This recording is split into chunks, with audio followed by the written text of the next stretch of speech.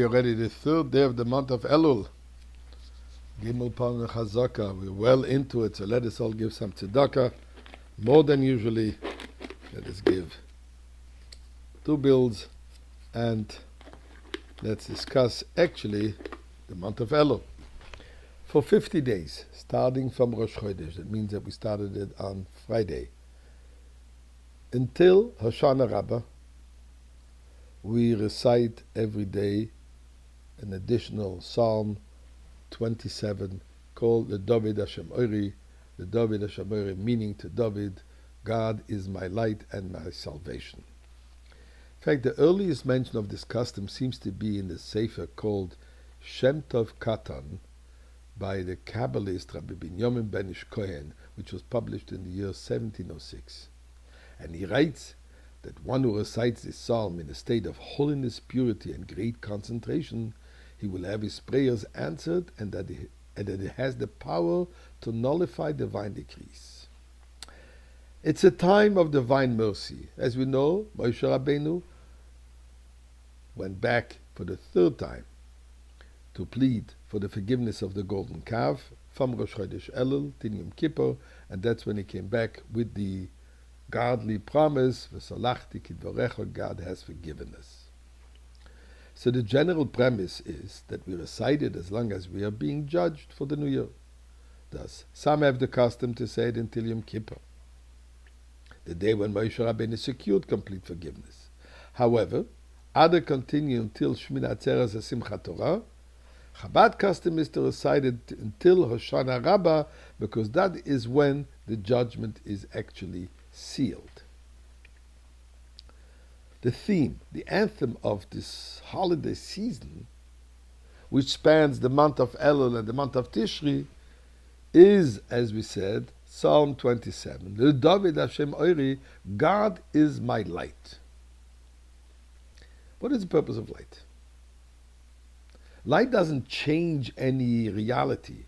Light doesn't change the contents of a room if it's dark or it's light. But what does it do? It reveals. It enables us to clearly see that which it shines upon.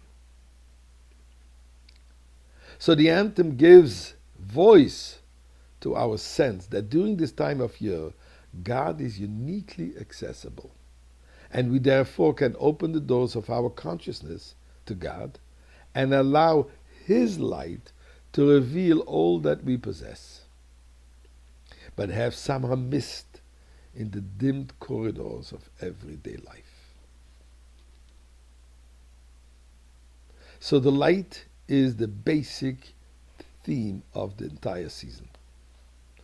Light reveals our flaws, but it also reveals our potential to transcend those flaws. It reveals that our negativity runs no deeper than a bad dream from which we can awake with a surge of willed consciousness.